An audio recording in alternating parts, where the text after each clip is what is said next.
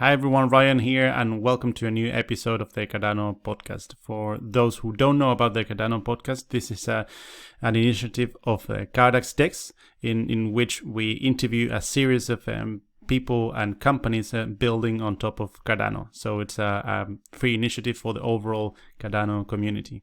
In this episode, Paul from our team interviewed the team of Empowa. So without further ado, let's just jump into the interview.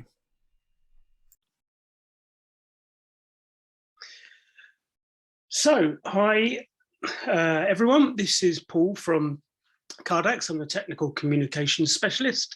And today we've got Glen Jordan from Empowa with us. And we're just going to find a little bit more about Glen and some more about the Empowa project. Hi Glen, how are you? Hey, great, and yourself? Fantastic, thank you. So, firstly, why don't you tell us a little bit about yourself and what your journey has been like to get to where you are now? Yeah, thanks. I'm actually a Cardano and crypto noob. I'm new to the space, but actually came to it through trying to find a real-world solution to a challenge, put a real-world solution to a challenge that we've been living with in the developing world for quite a while. So I'm a Zimbabwean by birth and an African by recent history. And really, I was actually working at fintech for fellow Zimbabweans in South Africa, which to enable Zimbabweans to be able to come to SA and actually be part of the financial system. And it was with that hat on that I was approached by a Dutch asset manager to look at how to create pensions for people who weren't in the formal employment system. And that actually is that was about creation of wealth, how to create wealth. And, coming from a technology background, started looking at how do we do this and realized that property is one of the fundamental building blocks for wealth creation. And yet for the developing world, for the vast majority of the world, it's not possible. No. And so then looking into that and sort of realizing that actually, but the reason for that it's not a financial reason, it's a structural issue. Yeah. And that was when I started investigating blockchain and particularly Cardano as a solution to that. Okay, yeah, I mean, I've certainly been around the world in some developing countries from my days in a previous career as a marine biologist, and certainly seen exactly what you're talking about live on the ground, and it is a massive problem. So it's really good that you guys are out there trying to do something about it. Before we dive into Empowa and how that's all working, I just want to ask, how do you think your prior experience with companies that you set up, Bitprop and IMB, how do you think they've led you to where you are now? It's one of those funny career things, actually, where it kind of, you realize that nothing that you've ever done is wasted. Yeah. It's really interesting. So everything that I've done is a building block to actually where I am now. So I am incredibly privileged because I am, as I said to somebody the other day, I have the best job in the world. It's amazing to be able to work at something that really feeds my passion and gives the opportunity to make a difference, to make a real difference in so many people's lives, is just so motivating and exciting. It's just been, but it all has come to that, which has been really interesting. Easy to see with hindsight, but impossible to know at the outside. It's kind of like when you want to go back to your past self and say, don't change anything. Exactly, it's fine. It might be difficult, but don't change anything because I really like what I'm doing now. Exactly, it's fine. It's fine. It might look horrendous right now, but actually, it's all worthwhile. Yeah, we've all had those days. But yeah, absolutely. Okay, Empowa. So, in short, what is Empowa and what is the goal? So the goal is kind of a headline kind of idea. Yeah. The goal is to enable affordable finance for affordable housing. And that's it in a nutshell, because the reality is that just in Africa, there's a backlog of 50 million homes. Yeah. So, that stat we bandy these big numbers around so often that actually, we were talking the other day, and I said, if we did 100,000 houses a year, it would take us 500 years to catch up. That's when it starts to make sense. It's just, it's crazy. So the thing around that is and as I said before, the reason for that is because it's structural. So the whole thing around that is, we know there's enough money in the world that we've proven that. It's not as if there's a shortage of yes, there's a shortage of allocations and how we manage that. But where there's a real need, it's for us to be able to get the funds to flow from where there are funds to where there's a very real need in a sustainable and business way, in a way that meets everybody's needs. And that's what we're seeking to achieve. So just talking about on the continent of Africa, is that where all of your focus is? That's where we've started. But who knows what's going to happen in the future? Absolutely. We know it's a developing world issue, but we're starting in Africa, personally, because I know it. Got experience, got the relationships, got everything that we can deliver. So the whole objective is to prove the concept. And we started our first project and our first homes in Mozambique, and people go, "Why Mozambique?" And we say, because it's one of the poorest countries in the world, most climate impacted. If we can get it right in Mozambique, we can get it right anywhere. And it's the same with Africa. If we get it right there, we know that globally it won't be an issue. Yeah, it's almost as if when we talk about huge numbers like 50 million homes that there is a need for, it's almost as if we can't comprehend that in our mind. It's almost like, well, I understand 1 and 10, 100 Exactly. is very dicey, anything more than that, and I don't know what to do with that number. Exactly. It doesn't compute. It just no, exactly. Okay. So why did you choose the Cardano blockchain over all the other blockchains out there? 3 major reasons. One was we really liked the academic type of approach. We really appreciated that. Obviously, in terms of ours as a financial application, it needed that kind of rigor. We need that kind of support. The environmental aspect was important to us. Was key. And the third reason was the community. Coming from Africa so often historically, I've given sort of corporate presentations and things, and Africa's a rounding error on most, it's EMEA, it's Europe, Middle East, Africa, and literally Africa on a product list in terms of FMCG or any of these kinds of products, Africa is kind of always just tagged on to the end. It really is unimportant. It's not a focus. It's, whereas within the Cardano community, we found it is a focus because of the lack of, Charles always talks about the lack of infrastructure being the opportunity.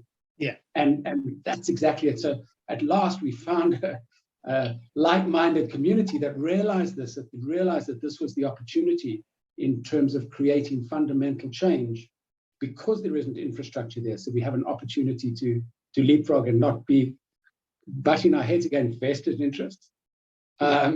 Because, it's often people say, well, you're trying to compete with banks. You go, no, because the banks aren't there. Yeah. We're fishing in waters that haven't been fished. Yeah. So that's the opportunity because there's so much scope to make such a big difference by utilizing this kind of tech. Yeah, I mean, with projects like yourself and World Mobile Token and a lot of other projects that are trying to do some good in the world, I think Cardano attracts that kind of mindset. Certainly attracted me as I was getting into crypto. I looked at, because of my history as a scientist, I like the scientific rigor that they go through before they do anything. And then there's kind of an undercurrent of how can we use this platform we've got to make the world better? And I think that was missing certainly in finances and global financial markets. That's incredibly rare to find, don't you think? Absolutely. And the thing is and the irony is in terms of sustainability and just for us as a species, we so need to do that. We so need to allocate the resources more efficiently, more effectively, and more fairly for our own peace of mind, for our own, just for everything it needs to be done. There isn't a reason for it not to be done. Yeah. And that's the key part around it. So I agree with you 100%. And around finding that, and to find a like-minded community, and to have a broader community of like-minded people who are open to these kinds of messages and open to these kinds of innovations has been really invigorating for us. They've been great. I think that's the main driver for a lot of people that find themselves looking at Cardano, because of that kind of altruistic, we'll use this power we've got to make the world a better place. Whereas absolutely, others maybe will use this power we've got to line our own pockets. Not mentioning any names, but that's the financial industry. Yeah, exactly. And I think the key part around it for us is it has to be sustainable. It has to feed the self-interest. Yeah. But it doesn't have to be exploitative. And I think that's the key part around it. I think you're right. I like that about your goals. So how are Empowa going to do what they plan to do? How are you going to go from this idea, or how are you going from this idea to people in homes? Yeah, yeah, exactly. So effectively, really, we're going to be the platform that links funding to those who require funding. So the whole thing around it is the other thing around crypto and blockchain is our ability to look forward instead of backward. So to create reputation instead of trying to look at history. So we're busy trying to, we're really turning the model around to look at lease to own kind of housing finance, so that it's done on a basis of, you don't have to prove your history and because for most people they can't. For 70% of the world, they can't prove anything. There's no formal proof of income. There's no formal proof of, anything to justify that. So therefore, they have no access to the financial resources. Just to give a sense of that, Mozambique, we always use the stat, is 600 mortgages in a country of 30 million people.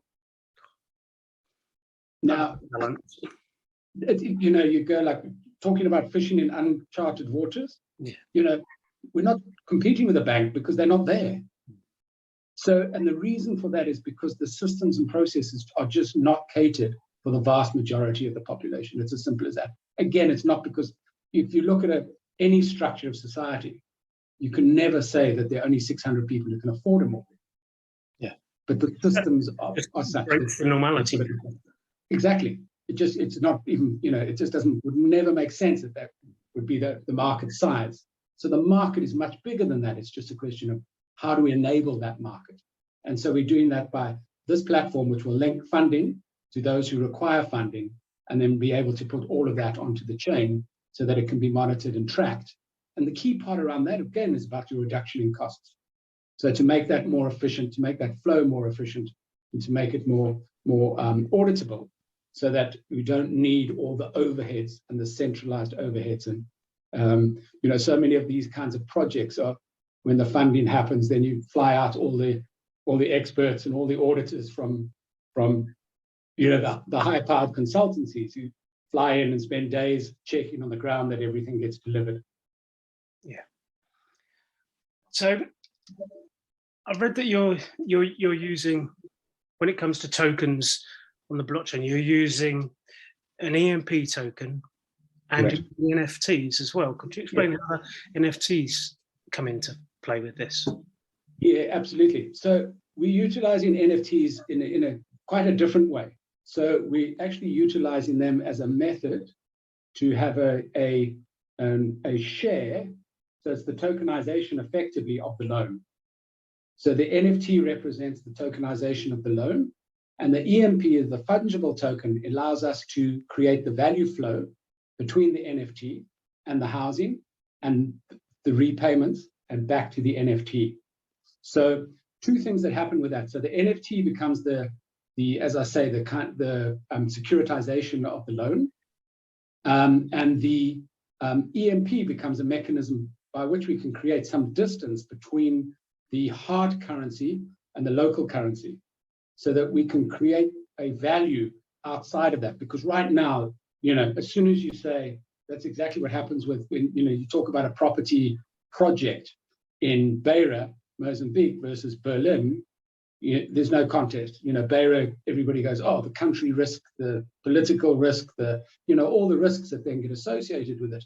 And what we're trying to say is that the currency risk, therefore, if we can create a mechanism whereby we can reduce that risk, right, and find mechanisms to manage that risk better through the fungible token, then we've achieved the objective of reducing the cost of that loan for the end user.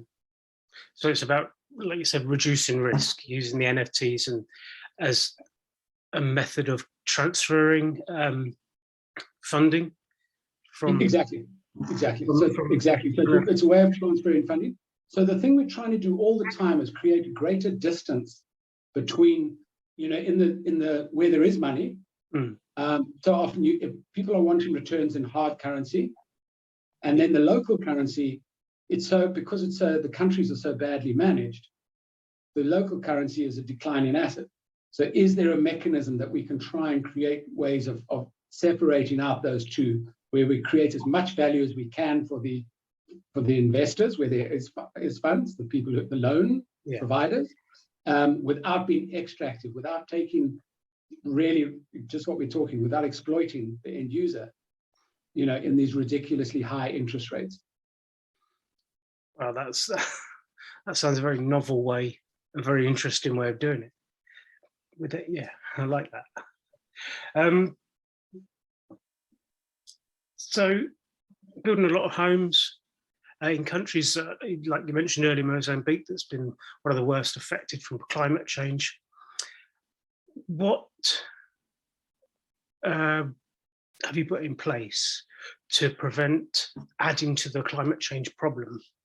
Obviously, building a lot of houses. Yeah, absolutely. Exactly that. If we were to build 50 million homes in the traditional manner, we're going to create an environmental issue over and above a humanitarian one. So, but again, part of the challenge is for us to find ways of supporting changes in behavior and changes, because unfortunately, we've spent over 100 years telling people that the traditional way of building it, which was environmentally friendly, is not great, and that they should take up bricks and mortar. And now we're turning around and saying, actually, no, bricks and mortar aren't great, and people are turning around saying, well, that's nice because you live in a nice brick house. It's easy for you to say. So, part of that is to support new initiatives, new processes, new ways of doing it, that we can put pressure on the environmental aspects of it. Otherwise, it's not going to happen. So again, we're very focused on driving that message and supporting players in that. So even at our first two projects, our first 4 homes that we built in Mozambique, we were testing the market from what the market will accept at the different levels of environmental improvement. So, so we work into international standards. So the first one was the EDGE from the IFC, the EDGE standard, which is a 20%, 40%. And then there's a CO2 negative, which is fundamental change in building structure. Yeah. And so initially it's, what will the market accept and what can we drive as far as possible? So again, it needs to be practical. It needs to meet the market need, but it needs to be with that objective of pushing that agenda, that environmental agenda, which is what we're seeking to achieve. So you're aiming to be not exploitative to the people who require homes and not exploitative on a climate change basis as well. Correct. And we believe that that's what sustainable business is about. Yeah, that's exactly what sustainable business is about. Is it doesn't have to be exploitative. If you add in value, it does not need to be exploitative. Everybody can benefit. Yeah, that's fantastic. I really, it fills me with joy when I see projects like this coming out there onto the blockchain and then doing stuff to benefit other people. One last question. From an Empowa perspective, what does success look like to you? Success to me looks like when we've made up that backlog. The entire people, exactly, where people have a roof over their heads, an affordable roof over their heads. One of the things I can't explain For most of us, we've lived in a home and a house our whole lives. We don't think about it. We come home at night, Yeah. Right now, when a cyclone goes through Beira, not only do people lose their homes, they lose everything in that home. Yeah. The impact of that is so profound. To recover from that is so challenging. From a studying perspective, for children doing homework, from, you look at everything, the impact that housing has on people's lives is so profound. If we can achieve 50 million homes, we will have impacted millions of lives in such a huge way. So that's our objective, is just to impact as many lives as we can. But from a business perspective, it's to make up that backlog of 50 million homes. Awesome. You're right. I think in our societies where we don't even think twice about opening the fridge to get some food out or plugging something in, I think many people would struggle with their phone charger breaking, let alone a cyclone coming through, destroying their home and everything they own. It's like the 50 million number itself. It's very difficult to comprehend. And Exactly. that's kind of one of the reasons why there is a backlog, is because we can't comprehend it, so we don't think about it. Yeah. And it takes someone to step up and say, no, it's time we took notice of this and did something about it. So I'm all for the Empowa project. I think it's fantastic. Great, thanks. Thank you so much. And just one thing I want to highlight is that, despite all of that, it costs money to be poor. Mm-hmm. It costs it costs so much to be poor, because actually, even when we're doing the research in South Africa, to rent a piece of land on which you can build your own shack was between 4 and 11 times more than the cost per square meter of living in an apartment in town. It's just ridiculous. It does that doesn't compute. Exactly, that doesn't compute. So you put those two together and you realize that it's not because of money. Mm. That's the point. It's not because it's poverty. It's because of systemic issues. Yeah. And that's the issue. And that's the exciting part. From a business perspective, you can solve that on a sustainable way and you can have all of this impact and still be able to make returns so that everybody can benefit. Fantastic. I think we'll leave it on that poignant note. Thank you very much, Glenn. Really enjoyed this conversation, and I can't wait to see how Empowa achieve that 50 million. I've got no doubt you'll do it. Great. Thanks very much, and thanks for your support. Much appreciated. Cheers. Bye. Cheers. Bye-bye.